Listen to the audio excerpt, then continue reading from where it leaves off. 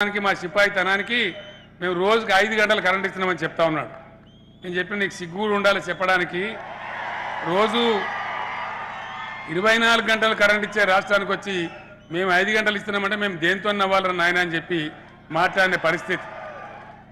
ఇంకొక మాట కూడా మీకు మనవి చేస్తూ ఉన్నా. మీరు ఇంత పెద్ద సంఖ్యలో ఉన్నారు, ఎండ కూడా ఎక్కువ లేదు. కొంతమంది అయితే అన్నలు ఆ బంగ్లా మీద కూడా ఎక్కిండ్రు. ఆ పక్కన బ్రహ్మాండంగా వాళ్ళు ఎందుకంటే చూడాలని ఉత్సాహం కొద్దీ ప్లేస్ లేక వాళ్ళు అక్కడికి కూడా ఎక్కేసినారు. నాకు మాట్లాడాలనే ఉంది చాలాసేపు. కానీ ఒక దురదృష్టం ఏంటంటే ఈ కాంగ్రెస్ పార్టీ దద్దమ్మలు ప్రజల చేతులలో గెలవడం చేతగాక ఎలక్షన్ వస్తే నువ్వు సభ పెట్టుకో, చెప్పుకో నీ కథ ఏందో.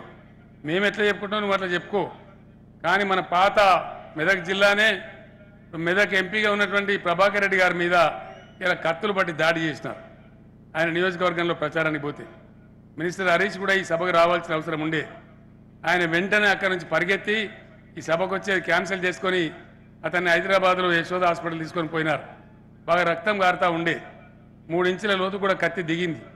అందువల్ల వెంటనే అతన్ని తీసుకెళ్లి ప్రాణాలు కాపాడాలని చెప్పి యశోద హాస్పిటల్లో షరీక్ చేసినారు. అక్కడ దేవుని దయ వల్ల అతని ప్రాణానికి అపాయం లేకుండా ఉంది.